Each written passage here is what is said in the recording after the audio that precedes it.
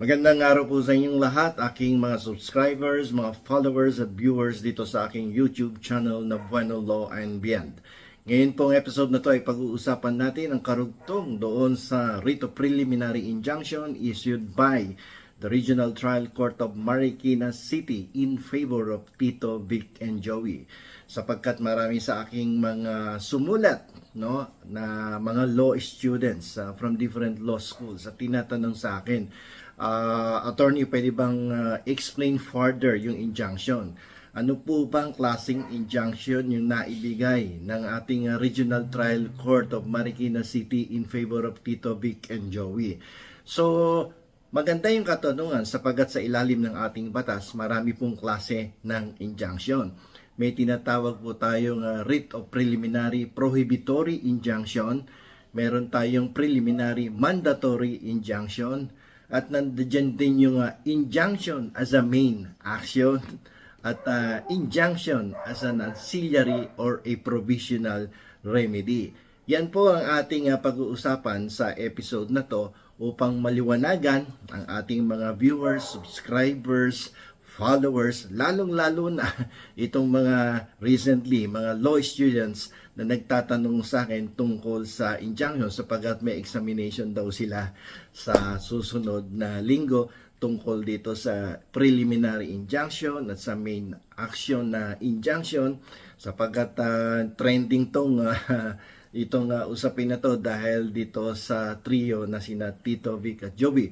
So dun sa mga law students na nagtanong sa akin, kumuha na kayo ng inyong kapirasong papel o notebook at ballpen at isulat kung ano ang ibig sabihin ng preliminary mandatory injunction, preliminary prohibitory injunction, injunction as a main action at injunction as a provisional or auxiliary remedy.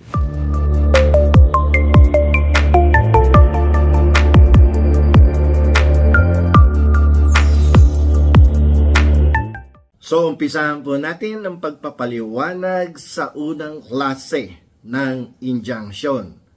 So, since ang example natin dito ay ang Tito, Vic at Joey's petition for injunction, itong injunction na naibigay kay TVJ ay isang prohibitory injunction. Kasi pag sinabi mong preliminary prohibitory injunction, ang ibig sabihin yan ay pinipigilan mo yung kabilang grupo or partido na gawin pa at ipagpatuloy pang gawin yung kanilang kasalukuyan na ginagawa, sapagkat ang pagpapatuloy ng kanilang aksyon or gawain ay magdudulot ng danyos at irreparable injury on the part of the petitioners or the complainant. Yun yung tinatawag na preliminary prohibitory injunction. So sabi sa akin ng isang law student, kung yan ay isang preliminary prohibitory injunction, so ang ibig sabihin yan ay isa lamang provisional remedy or isang ancillary remedy. So may punto yung estudyante sapagkat ang tipo, ang klase ng injunction na ibinigay kay Tito, Vic at Joey ay isang provisional remedy. Ang ibig po sabihin sa rules of court ng isang provisional remedy ay habang dinidinig yung main action ay pwede at the commencement of that principal or main action, pwedeng mag-issue ng temporary relief or provisional remedy or ancillary remedy ang korte upang mapigilan yung at madagdagan yung injury at damages that the complainant or the petitioner might suffer during the trial of the case. So, mag-i-issue yan ng provisional remedy. In this case nga, sa example natin, ay isang provisional remedy. Okay, so, wag muna tayong pumunta doon sa other types of injunction. Tapusin natin itong prohibitory injunction, yung preliminary prohibitory injunction dito sa example natin. Kung sakasakali nga, magdidesisyon ng hukuman na magbigay pansamantala ng provisional remedy, anong klaseng desisyon ng ibinigay or order ang binigay ng hukuman. Kasi dito sa kaso na to, ang main action is, kundi ako nagkakamali base do sa balitang narinig ko, the main action is unfair competition and the other one is infringement of copyright. No? So these are the main actions involved here.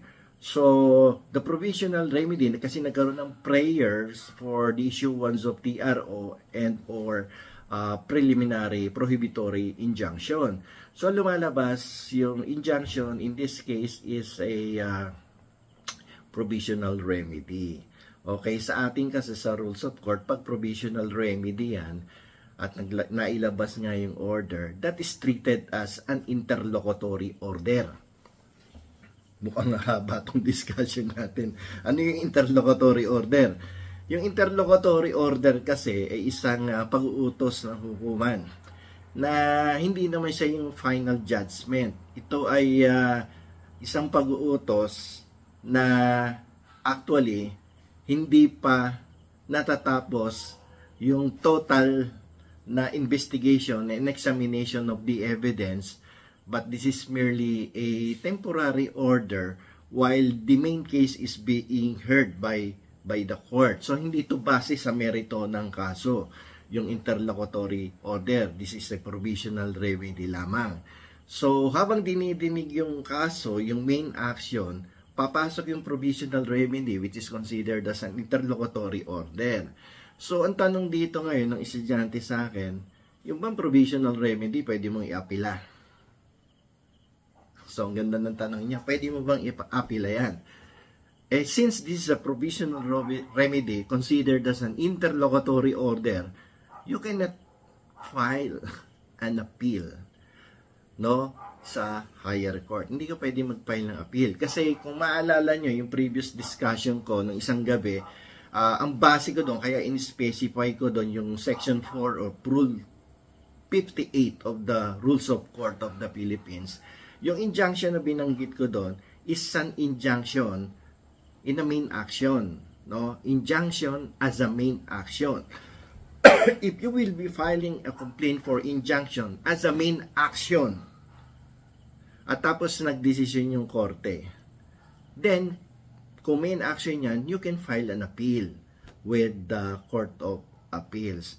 Pero if it is an injunction as a provisional remedy or ancillary remedy, then you cannot file an appeal with the Court of Appeals. Kasi it does not constitute as a final judgment pagdating do sa regional trial court.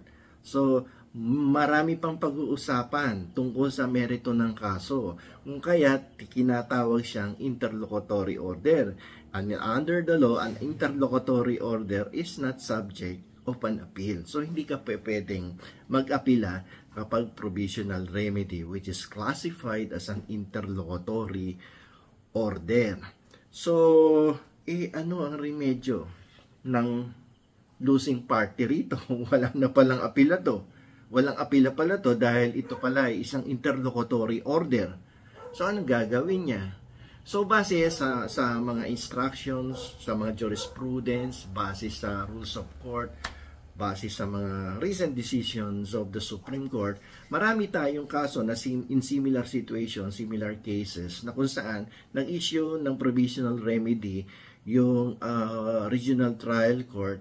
So, hindi siya pwedeng mag-apila sa Court of Appeal. So, ang ginagawa dyan, minsan, no? Kasi pag sinabing, if there is no more available remedy, if there is no more available appeal on the part of the losing party, then that losing party may take this extraordinary remedy. Meron pang extra remedy for that. So, hindi ka na makapag-appeal. Tapos na ba ang mundo sa'yo? So, hindi pa rin naman, no? Provided papasok ko doon sa prescripted period, no?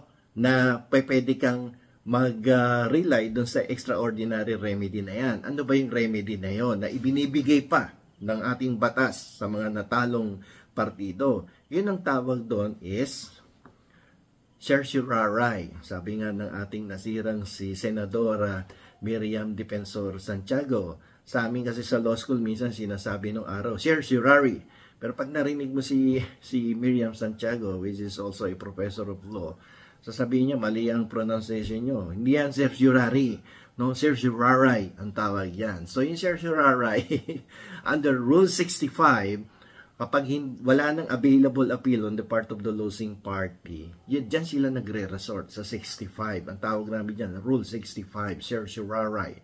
So ano ibig sabihin yan? Kung papasok do sa mga essential elements, pwede mong gamitin yan. Like for instance, sinabi mo na, there is a grave abuse of discretion amounting to lack of jurisdiction on the part of the judge. Ang tinitira mo ng dito yung nagdesisyon. No, nagkaroon ng grave abuse of discretion. No, amounting to lack of jurisdiction. Nagkaroon ng pagkakamali kay judge. Nag-decide siya not within the bounds of the law. O kaya, inabuso niya kaya yung kanyang discretion. So, yun madalas ang pinag-uusapan sa law school kapag inavail mo yung Rule 65 na certiorari. So, magpa-file yan. Within 60 days yan. Now, within that period, 60 days from the date the judgment regarding that interlocutory order has been released by the court. So, pag na-receive mo yun, within 60 days, file ka ng certiorari. Sa higher court na ang file noon, either sa Court of Appeals or the Supreme Court, depending on the circumstances, depending on the urgency of the case. So, pag pinail mo yun, dapat patunayan mo, nagkakaroon talaga ng grave abuse of discretion amounting to lack of jurisdiction on the part of the court deciding the case, who issued that interlocutory order or that provisional remedy. So, walang appeal dito. Pero if the injunction is the main action, then there is an appeal. Yung diniscuss ko under Section 4, Rule 58 nung nakaraang episode. If the injunction is the main action, then the losing party may file an appeal, no, after hindi mabigay yung kanyang motion for reconsideration. Kasi may MR yan. Tawag namin doon, MR, motion for reconsideration. Palagay mo, dininay yan. Appeal yan sa Court of Appeals. So, after MR, Court of Appeals yan, if the injunction is the main action. So, ulitin ko, malaki ang pagkakaiba ng injunction as a main action at preliminary injunction. Sapagkat ang injunction as a main action completely disposes the entire case. In its entirety, talagang tinapos niya, and there is nothing else to be done by the court except to enforce by execution the final determination of the court. Kakaiba doon sa writ of preliminary injunction wherein ang desisyon or order ay hindi pa naman considered as final in its entirety because there are something else to be done by the court, like for instance the examination of the evidence, the examination of the witnesses, and other legal matters that must be discussed during the trial. So hindi pa siya tapos. So it is considered as interlocutory. If it is an interlocutory, the losing party cannot file an appeal but may resort to other extraordinary remedy, like in this case, sa example natin is certiorari or certiorari under Rule 65 of the Rules of Court. So, madaming paikot-ikot ng ating batas, no? Kasi yung mga remedies na yan ay binibigay doon sa mga losing parties na kapag natalo, pero ayaw pa rin bumigay, ayaw pa rin sumuko, ay pumupunta yan sa remedial law, yung rules of court na caudal provision na madalas nire-refer ng mga estudyante sa law school. Pag magaling ka dyan, magkakaroon ka ng pag-asang mapabaligtad yung earlier decision ng mga lower courts, like for instance, in this case, regional trial court. Pero ay dapat maganda ang suporta mo sa mga elementong yung ini-invoke pagdating doon sa appellate body. So yung law students na nag-inquire sa akin at nagpaturo tungkol dito sa injunction as a main action and writ of preliminary injunction, naisulat nyo ba yung aking diniscuss dito sa episode na to? At pasensya na po kayo kung medyo ay minsan tinatagalog ko ng husto at binababa ko sa level ng masa yung aking paliwanag sapagkat libo-libo po ang ating subscribers dito na tagahanga ng Itbulaga, ng TVJ. At alam po naman natin na iba dyan hindi nagkaroon ng background sa law at mga ordinaryong mamamayan na nakatapos lamang ng kolehiyo pero walang background sa law ay kaya inaabot natin sa kanilang level ang explanation dito sa aking YouTube channel na Bueno Law and Beyond. So sa susunod na episode baka i-discuss uli natin yung other matters that we were not able to discuss about this preliminary injunction, the injunction sa main action, certiorari, at marami pang iba.